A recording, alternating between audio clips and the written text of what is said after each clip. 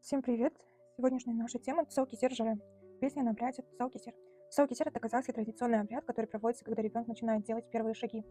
Когда малыш начинает ходить, ему на ноги повязывают веревочку, обычно из разноцветных нитей или шерсти.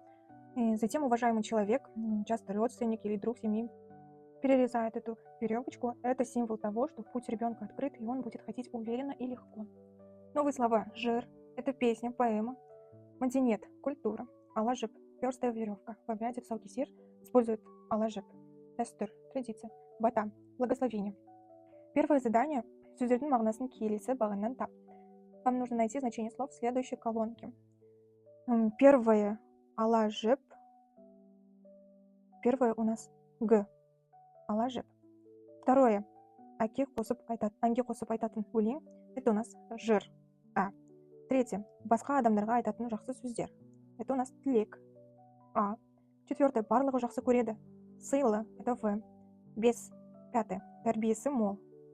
Это өнегелі. Б. Шестое – ата-бабадан қалған зат. Это мұра. Мұра. Это Д.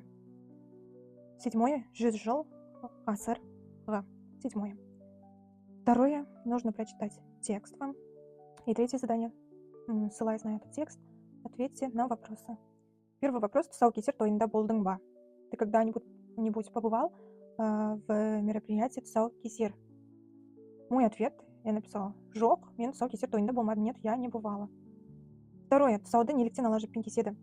Почему путь ребенка перерезает с помощью алажып? Алажып — это у нас веревочка белый и черный. Ответ: ол сәби адал болсын, ешкімге жамандық жасамасын деген тілекті білдіреді, чтобы ребенок был честным и чтобы никого не обижал. Третье: тұсауды кім кеседі? Кто перерезает путь? Ответ: дәстүр бойынша сәбидің тұсауын сыйлы, өнерлі, өнегелі адам кеседі.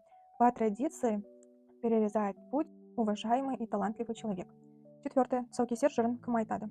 Кто будет петь поэму тұсаукесер? Ответ: тұсауын кескен адам жырды айтады. Тот, который перерезает путь. Вам снизу вот правило написано. Здесь кімдікі, ненікі. На эти вопросы как нужно отвечать.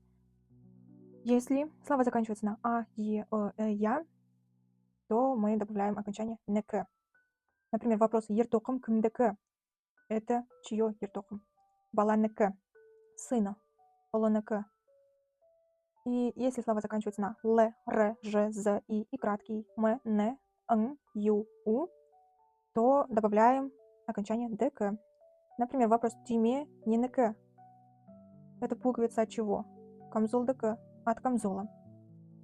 И последние б, в, г, д, к, қ, п, с, т, ф, х, ч, ш, щ, окончание тк.